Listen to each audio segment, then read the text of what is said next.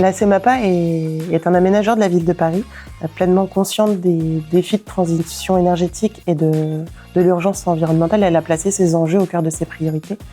En tant qu'acteur de la fabrication du cadre de vie, nous intervenons sur 7 opérations d'urbanisme sur le territoire parisien. Donc là, ces opérations, nous intervenons en tant qu'aménageurs et de manière plus ponctuelle, nous intervenons en tant que maître d'ouvrage des bâtiments. C'est notamment le cas du bâtiment dans lequel on se trouve. Et on va, dans ce cadre-là, nous imposer directement des objectifs de performance énergétique, alors que quand on est aménageur, finalement, on est prescripteur et on va l'imposer aux différents maîtres d'ouvrage, aux différents opérateurs qui interviennent sur les opérations. En tant qu'aménageur, on travaille en étroite relation avec donc, la ville de Paris, les mairies d'arrondissement concernées, mais également l'ensemble des parties prenantes qui interviennent sur ces opérations, et pour développer ces projets, puis pour construire des bâtiments et des quartiers qui soient durables et appropriables par toutes et tous. En effet, je pense que l'urgence climatique implique dans une exigence un petit peu renforcée, et ce dans une activité qui nous engage finalement sur un temps qui est relativement long, avec de nombreuses parties prenantes. Et c'est pourquoi il faut qu'on arrive à viser des niveaux de performance élevés pour s'inscrire dans une démarche bas carbone et progresser ainsi vers une ville plus résiliente et plus décarbonée.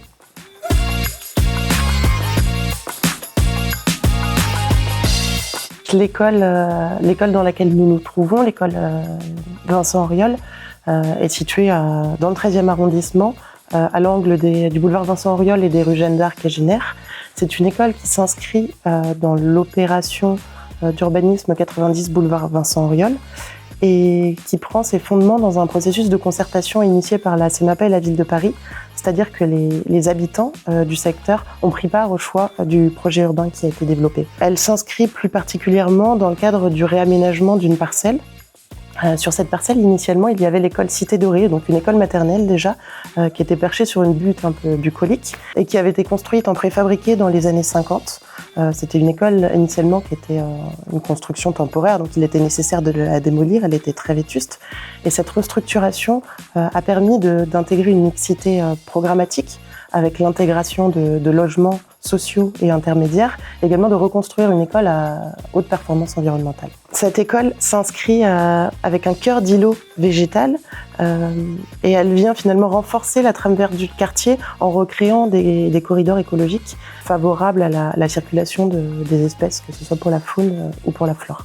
La CEMAPA a très tôt placé des objectifs ambitieux pour cette opération, en favorisant notamment le recours aux matériaux biosourcés et géosourcés, et en portant une attention toute particulière aux énergies grises nécessaires à la fabrication et à la construction. Il était très important de maîtriser et d'anticiper finalement tout le processus depuis les prémices et depuis la conception jusqu'à la phase exploitation. On a voulu mettre en valeur ces ambitions. Il nous est paru naturel de rentrer dans une démarche BBCA, de labelliser le bâtiment BBCA.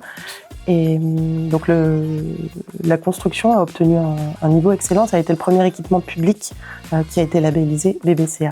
C'est avec du coup cette exigence à la fois assumée, accompagnée et financée. Dans le projet, on a vraiment choisi de faire la part belle au bois.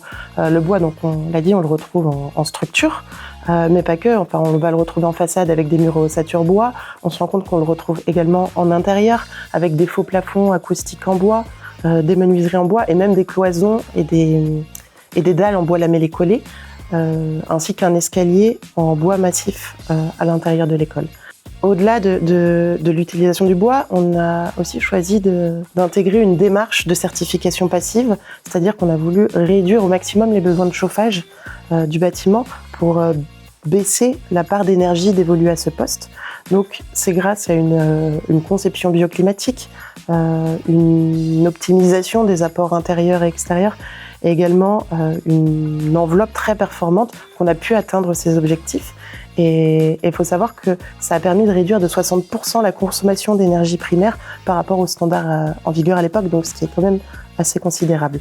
Donc le chauffage est apporté par le réseau de chaleur urbain, la CPCU, et ensuite est diffusé à l'intérieur du bâtiment par des planchers chauffants. Et à ce système est également couplé une VMC, une ventilation double flux avec échangeur de chaleur, vraiment pour assurer un confort intérieur optimal aux petits occupants. Au-delà de tous ces enjeux carbone et énergétiques, la prise en compte de la biodiversité était également un enjeu important du projet. Donc la végétation prend une part importante dans le projet, que ce soit dans la cour de récréation, sur les terrasses, les toitures. On retrouve même un jardin pédagogique pour initier les petits explorateurs à la découverte de la biodiversité.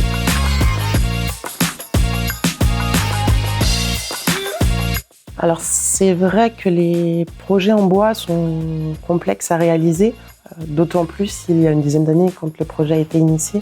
La culture constructive, le cadre réglementaire et finalement même les doctrines locales ne sont pas toujours en phase avec les potentialités de ce matériau. C'est pourquoi un équipement en bois ne peut pas voir le jour sans un engagement plein de la maîtrise d'ouvrage, mais également de la maîtrise d'œuvre et même des entreprises pour permettre la naissance de ce type de projet. Après, c'est vrai qu'en termes de difficultés, dans le cadre de ce projet, la mixité constructive s'est imposée. En effet, il a fallu adapter la solution constructive initiale, donc en bois et paille, avec d'autres systèmes pour répondre à des enjeux et à des contraintes réglementaires, programmatiques. Et l'utilisation de l'acier s'est imposée, tout en limitant le recours à ce matériau énergivore. Il a permis finalement de réduire les hauteurs d'étage et de garantir un apport en lumière naturelle optimal à l'intérieur des espaces scolaires. Une des autres difficultés à l'époque qui a été soulevée, c'est le fait que les matériaux biosourcés n'avaient pas tout le temps de FDES, de fiches de déclaration environnementale et sanitaire, et il était des fois difficile de les valoriser, alors que finalement, sur le plan environnemental, ils étaient très performants, mais sans ces fiches-là, c'était assez compliqué.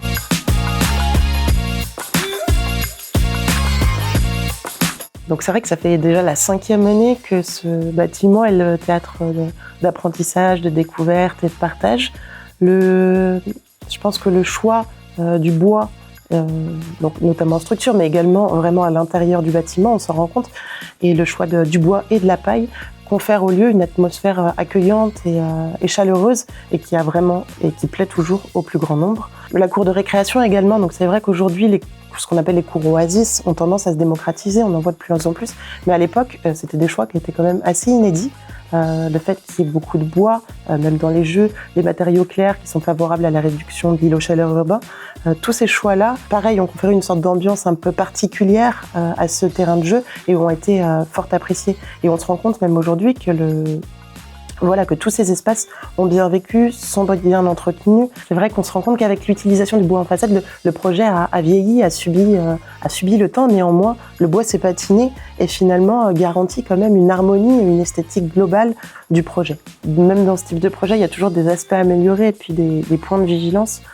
Par exemple, le bois qu'on évoquait nécessite un entretien régulier pour garantir la qualité et l'esthétique des espaces. Quand on met tout ça dans la balance et qu'on fait un peu le rapport avantage-inconvénient, on se rend compte que le rapport est vraiment favorable avec le recul et qu'il est donc vraiment important de porter et de développer ce type de projet.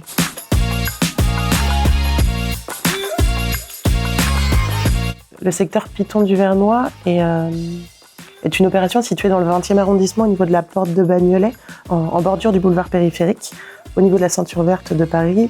C'est un projet urbain qui s'inscrit dans une stratégie équilibrée et ambitieuse de transformation globale du quartier, qui repose sur la création d'un grand parc urbain de 3 hectares, la démolition des logements les plus exposés aux nuisances du boulevard périphérique et la rénovation des autres logements.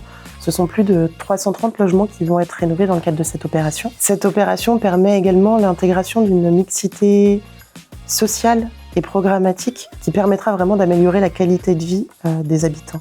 C'est une opération qui repose sur une vision qui est écologique et durable et vraiment avec la volonté de réduire son empreinte carbone, avec bien sûr donc des nouvelles constructions qui seront bas carbone, engagées dans des démarches bas carbone, qui auront recours à des stratégies d'économie circulaire, dynamique, à du réemploi. Le lot 11, par exemple, va réutiliser la pierre des bâtiments qui ont été démolis pour construire le nouveau projet, la nouvelle construction qu'il va réutiliser en façade.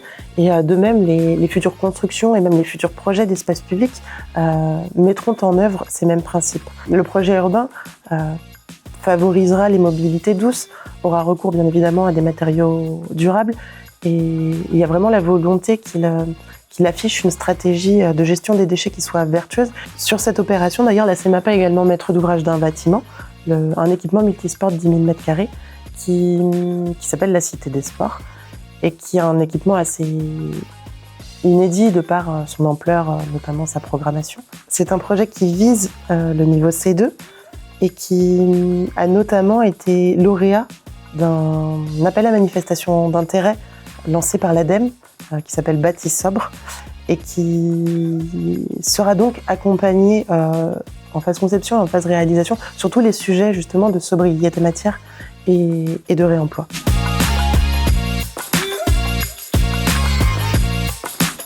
On l'a compris, les enjeux sont d'une ampleur considérable et ce ne se limite pas au cadre architectural d'un bâtiment, mais doit vraiment se voir à l'échelle du quartier, voire même au-delà. Donc, c'est quand même important pour nous et pour l'ensemble des acteurs d'intégrer toutes ces préoccupations depuis les prémices du projet et d'avoir après une démarche bas carbone globale tout au long de la vie de l'opération. Pour cela, il est important de favoriser les rénovations, de promouvoir bien évidemment une efficacité et une sobriété énergétique, mais également de sensibiliser les parties prenantes pour permettre de réduire l'empreinte carbone des habitants et des usagers dans ces futurs quartiers finalement. Parce qu'on ne peut pas juste nous réfléchir en phase conception, il faut qu'après, pendant que l'opération vive, ces mêmes principes continuent à être mis en œuvre.